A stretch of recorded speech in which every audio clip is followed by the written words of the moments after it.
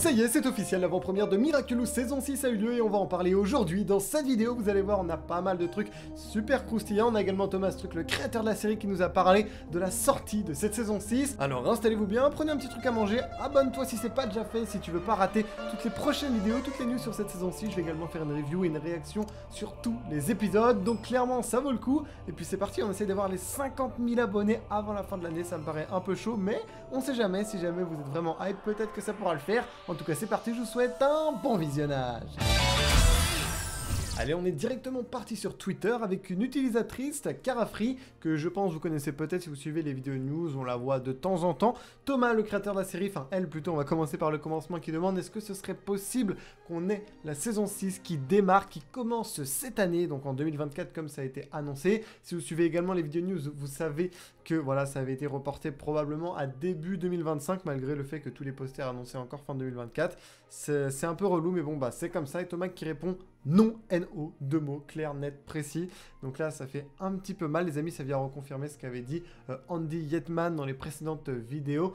Donc ouais, c'est un petit peu, ça fait un peu mal, ouais, on va pas se mentir. Il y a quelqu'un qui surenchérit en disant alors on devrait attendre la saison 6 en janvier ou février, ou ça va prendre un peu plus de temps. Et Thomas qui répond, et là, vous allez voir, je ne sais pas, la première série d'épisodes sera prête un petit peu avant Noël. Ce qu'il faut comprendre là, c'est qu'en fait, les épisodes sont livrés par batch, par petits groupes aux diffuseurs, donc aux chaînes de télé, TF1, machin, Disney, aux plateformes de streaming, Netflix, Disney+. Bon, ça c'est après, hein, d'abord ça passe à la télé. En France, c'est d'abord TF1 qui a l'exclu pour les épisodes. Je parle pas des téléfilms, par exemple, le Miraculous World de Londres, épisode de plus de 50 minutes qui est sorti récemment. C'était d'abord Disney Channel qui l'ont diffusé, qui l'a diffusé, qui, je sais pas, bref, vous avez capté. Ensuite, c'était TF1, puis ensuite c'est arrivé en streaming sur Disney+, et ça arrivera peut-être sur Netflix, mais bon, pour l'instant, Netflix n'ont toujours pas le spécial Paris qui est sorti il y a plus d'un an, donc voilà, eux ils sont en retard. Par contre, ils sont un jour sur les épisodes normaux. Voilà, il y a la saison 5 qui est sortie récemment sur Netflix, donc ça c'est plutôt stylé. Pendant longtemps ils étaient en retard. Enfin bref,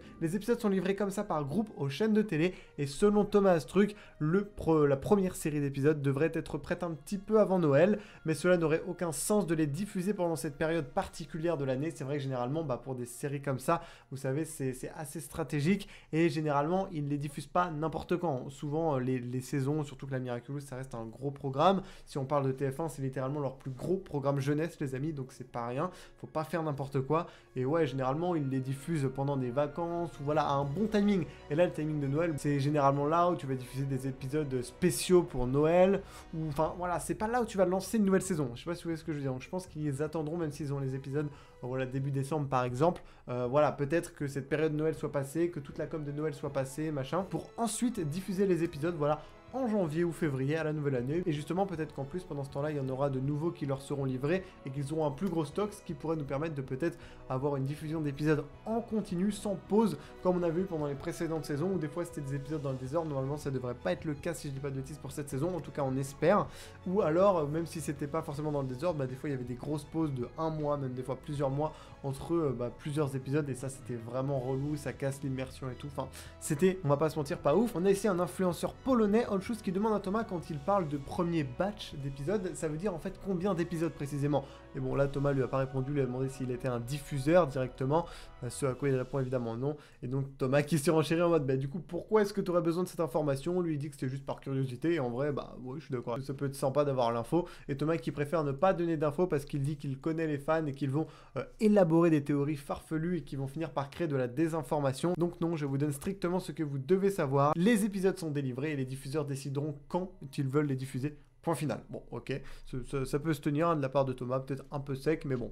Écoutez, c'est comme ça les amis, on n'aura pas cette information, c'est pas dramatique, c'est juste une petite curiosité comme ça. Et Thomas qui s'explique ici en disant bah, je ne sais même pas ce que vous pourriez faire avec cette information, je ne comprends même pas pourquoi vous la demandez. Bon, je pense pas qu'il y avait quelque chose à comprendre, hein, c'était juste comme on l'a dit tout à l'heure, de la curiosité. Et on a quelqu'un d'un peu paumé ici qui nous dit bah parce que nous aimerions savoir combien d'épisodes consécutifs nous pouvons espérer voir lorsqu'ils vont être diffusés. Évidemment Thomas qui répond ce n'est pas comme ça que ça marche, évidemment c'est un monde complexe les amis. Allez, on passe dans un tout autre registre, un petit tweet sur lequel Thomas a répondu et je pense que ça peut être sympa. sympa, voilà, pour discuter un petit peu de la série, du personnage de Chloé qui fait, voilà, beaucoup débat, dont le développement n'a pas plu à beaucoup de fans. C'est pas pour ça qu'il faut mal parler au scénariste, c'est pas parce qu'un développement ne vous plaît pas qu'il est mal écrit, enfin, pas forcément en tout cas. Ici, quelqu'un qui nous demande oui, enfin plutôt on va dire d'abord le premier tweet de Thomas, le fait de s'adresser en priorité aux enfants fait qu'il est inévitable que tout le monde fasse attention à ce qui est écrit et rien ne changera jamais ça, mais on nous fait de plus en plus confiance. Oui, ah oui, c'est quelqu'un qui demandait ici en gros, parce que là faut remonter un petit peu. Avec le grand succès de la série, on ne vous laisse pas un peu plus de main libre quant au contenu du scénario vis-à-vis de l'audience ciblée, parce qu'évidemment, bah, quand tu parles aux enfants, il faut que tout soit adapté. Thomas qui dit quoi, ils ont un petit peu plus de liberté. Et là, c'est quelqu'un qui surenchérit avec un petit peu de mauvaise foi en disant oui, c'est pour ça que Chloé a été raciste sans répercussion, que Félix est un agresseur, je vais pas dire le mot pour YouTube, qui est pardonné, qu'on normalise le fait qu'une adolescente soit une stalkeuse. 3 petits points. Évidemment, là, il fait référence à plein de problèmes qui pourraient avoir lieu dans la série Miraculous. Thomas qui répond « C'est ton interprétation, je ne pense pas qu'elle soit juste et honnête. Il est à mon sens clair que Chloé n'est pas un exemple. » Évidemment, elle finit rejetée. Voilà, donc elle a eu finalement la monnaie de sa pièce, si on peut le dire comme ça. Félix est sanctionné pour son comportement par une méga droite. C'est vrai que c'était vraiment magistral ce que Ladybug lui a mis et c'était clairement mérité. Quant au comportement de Marinette, il est bien loin du stalking. Ça peut se discuter, encore une fois. Moi, je trouve c'est vrai que parfois c'est un petit peu abusé. Après, on est sur du ton cartoon, évidemment. Tout est un peu exagéré. C'est aussi du comique, tu vois. Et de toute façon, ce n'est jamais montré comme un exemple, mais comme un défaut qu'elle doit surmonter. Et ça, c'est vrai, elle le dit elle-même plusieurs fois dans la série. Elle est consciente de son défaut. Et bah, finalement, plus ça va dans la série, plus bah, ça commence à se régler, machin, mais c'est pas du tout glorifié ou quoi que ce soit, donc honnêtement, là-dessus, je ne vois pas le problème de montrer des comportements problématiques tant qu'ils ne sont pas glorifiés. Sinon, bah, on pourrait plus rien montrer, en fait, ça n'aurait pas de sens, il y aurait même plus de méchants, en fait, dans les séries, les gars. Genre, c'est vrai que c'est un petit peu de mauvaise foi de la part de la personne, là-dessus, je suis d'accord avec Thomas.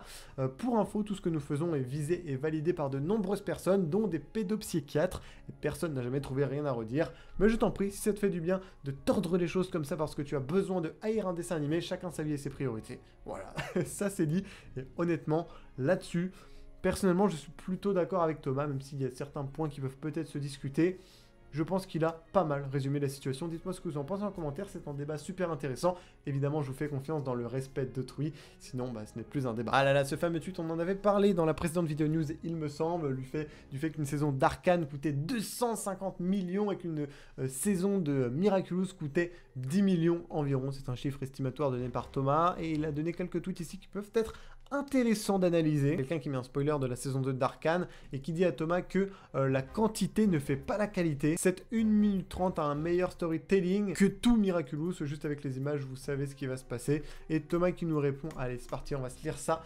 Que cela soit dit une fois, je suis heureux de faire mon travail et d'apporter de la joie à des millions de personnes grâce à ce projet que j'ai créé moi-même. Cela arrive très rarement dans ce secteur. Je suis très reconnaissant envers ces millions de personnes qui ont rendu cela possible. C'est vrai que le cas de Thomas, c'est vraiment très rare dans le monde de l'animation. Et ça, on en avait aussi un petit peu parlé dans des précédentes plutôt vidéo news. Pensez-vous vraiment que les opinions des haters aléatoires sur le web, qui n'ont jamais rien compris, m'importeraient une seule seconde? Et là, je donne le point clairement à Thomas, ces gens-là ne savent pas de quoi ils parlent. C'est des randoms, généralement, ils n'ont rien accompli dans leur vie. Donc c'est vraiment, c'est des bouffons. Allez, vous savez quoi, on va dire les termes, c'est des énormes bouffons, tu n'as aucune importance. Une méduse avec un téléphone, bon là, la traduction, ça doit pas être exactement ça. Quelque chose se passe. Tu cliques, tu aimes, tu cliques, tu détestes, aucune pensée, que des réflexes, tu es du bruit. Allez, bam! Je pense que la bruit, on peut plus le traduire par nuisance sonore, voilà. Donc les gens comme ça, c'est juste des petites nuisances qui font du bruit, alors que la masse qui kiffe Miraculous fait moins de bruit que ses haters, alors qu'ils sont plus nombreux, ce qui est plutôt dommage. Vous flottez sans but dans une société où $250 milliards peuvent être dépensés dans un dessin animé au bord de l'extinction, où des enfants meurent partout. Vous utilisez votre précieux temps sur Terre pour défendre un divertissement contre un autre, comme si votre vie était en jeu. Quel gâchis! Et là, je suis encore une fois totalement d'accord avec Thomas. Truc, les gens qui passent leur vie à défendre ou à critiquer des trucs qui n'ont aucun intérêt, au lieu de penser à eux ou de penser à des choses comme le dit Thomas, voilà, des enfants qui meurent dans le monde, des choses bien plus importantes. Voilà, ils sont là à se faire la guéguerre sur Internet, ce qui n'a aucun intérêt et c'est juste ridicule. Être fan est un acte d'amour. Un jour, vous trouverez une œuvre d'art qui résonne en vous et vous aurez envie de l'applaudir, de la célébrer, de communier avec les autres dans la joie. C'est tout. Dénigrer les autres parce qu'ils n'aiment pas la même chose que vous n'est pas un comportement de fan. Je vais pas vous mentir, comme beaucoup de personnes, je suis pas toujours d'accord avec Thomas, mais sur ce coup-là, il l'a bien éteint et je peux que lui donner encore une fois le point. Tous les comportements que vous affichez ne sont pas l'expression de la supériorité de vos goûts, ni de votre dévouement à une communauté, c'est juste ta personnalité de... Bon là, il est un peu trash. Libéré grâce au bouclier de ton écran, et ça c'est vrai, l'anonymat sur Internet fait des ravages. Moi, je suis pour le fait que pour s'inscrire sur un réseau, tu dois mettre ta carte d'identité. je pense que ça calmerait un petit peu tous les harceleurs et tout le harcèlement en ligne en fait globalement. Chaque message que vous envoyez n'est que démonstration de votre vie. Les vrais fans veulent simplement remplir le monde d'amour, un amour que leur œuvre d'art préférée a suscité en eux. Leur objectif est noble. Wow, c'est vraiment beau ce qu'il dit honnêtement. Vous n'êtes rien du tout de cela, vous n'avez aucun amour en vous, vous êtes des méduses amères séchant lentement dans le soleil de la joie de vrais fans. Vos bruits n'auront jamais d'importance. Et ça c'est très important de le dire, il ne faut pas accorder d'importance aux haters. Ça vaut pour en vrai tout là, dans le cas de Thomas, si vous êtes un petit créateur de contenu, vous avez plein de haters, ne leur accordez pas d'importance, ces mecs là n'ont pas de vie. Enfin, faire une critique constructive c'est intéressant, cracher du venin sans raison et de façon voilà, malhonnête et toxique, ça n'a pas lieu d'être, n'y accordez pas d'importance, ils ne le méritent pas. Et vous, vous méritez mieux. Bref, on va passer à la suite, on a également cette image qui avait été partagée, j'avais oublié de vous la mettre dans la vidéo précédente. Là, on voit pas mal de nouveaux héros de Zag, avec ici Lady Tiger pour le Miraculous World de Dakar, ici peut-être Vesperia, je pense. Juste ici, là, on a Rainbow Light qui nous avait été présenté voilà, précédemment, et on a voilà, quelques héros qu'on connaît, des personnages de Ghost Force aussi. Ici, on a Lady Tiger qui nous a été présenté aussi dans la dernière vidéo, et peut-être d'autres personnages. C'est vrai qu'ils avaient évoqué déjà le nom de prochains personnages qui arriveraient, qui sont voilà, notés juste ici en bas, comme Captain Justice, Time Master, Jungle Queen. Donc les gars, honnêtement, c'est plutôt sympatoche, même si l'image n'est pas de très bonne qualité. On les verra sûrement plus tard dans nos prochains projets Miraculous. Et là, on arrive à la dernière news de la vidéo qui est évidemment incroyable. Enfin, juste avant, on a un petit spoiler de la saison 6 de Miraculous. Très léger, mais on a Ezra Wise, le directeur artistique anglais du doublage de la série, qui nous a partagé voilà, un petit background du doublage de cette saison 6 qui continue. Et on a Ladybug qui nous dit « Time to de-evilize », donc gotcha. Donc en français, si vous savez, tu as assez fait de mal, petit papillon, machin, je t'ai eu. Time to de-evilize! Gotcha! Bye bye, little butterfly. Bon, et les plus psychopathes d'entre vous auront zoomé dans la montre d'Ezra, et peut-être que vous auriez vu des futures images inédites de cette saison 6 de Miraculous. Bon les amis, on est directement parti pour regarder les stories Instagram de Jérémy Zag, le producteur de Miraculous. Bon, première story, rien d'inédit dans Miraculous pour nous, juste de la neige à Paris, et moi c'est cool, d'ailleurs maintenant que je suis à Paris, j'ai pu voir, et honnêtement, c'est vrai qu'il a neigé toute la journée aujourd'hui, dommage ça a pas trop tenu, bref, on s'en fout, et là, je sais où on est les gars, parce que j'y étais, je connais ces locaux, je vous mets des images à l'écran, j'y étais pour l'avant-première de Action, l'épisode de lutte contre la pollution plastique, mais aujourd'hui on a eu une avant-première. Bon, moi j'y étais pas, il n'y a aucun influenceur qui était, puisque c'était une avant-première interne à l'équipe de Miraculous Corp qui ont travaillé sur la série pour les amis, la saison 6 de Miraculous. Regardez, on a un petit aperçu ici d'un nouveau visuel. Déjà, une nouvelle info, regardez les amis, il y a Vesperia, elle n'était pas présente sur les précédents posters, on la voit pas très bien, je sais pas si c'est les nouveaux rendus ou pas, j'ai pas l'impression que ce soit les nouveaux costumes spécialement, donc je sais pas, dans tous les cas ça veut dire que bah, forcément elle sera présente dans cette saison 6, sinon ça n'aurait aucun sens qu'elle soit là, et donc voilà toutes les théories qui disaient qu'elle allait peut-être être remplacée cette fois-ci par Queen Bee ou je ne sais quoi les gars. Pour l'instant bah non, enfin je comprends pas même pas d'où sortent ces théories, mais voilà, ça nous confirme bien qu'on reverra Vesperia. On peut ensuite continuer avec ici, voilà, on est dans la salle de cinéma, moi aussi j'y avais été, oh là là, dommage, là j'aurais trop kiffé y être les gars, je vais pas vous mentir, pour, comme le dit ici Jérémy Zag, Season 6 Premiere, donc la première de la saison 6, avec Media One et Miraculous, et bah voilà, tout simplement les gens qui ont bossé sur la série, parce qu'on peut le lire ici, bienvenue aux équipes de Miraculous Corp et de Media One, juste en bas. Donc là les gars, j'avoue, j'aurais kiffé, hein. J'aurais kiffé, et il y avait aussi évidemment Thomas Truc, regardez, parce que je sais qu'il va parler. Et qu'on peut vraiment être fier du travail accompli.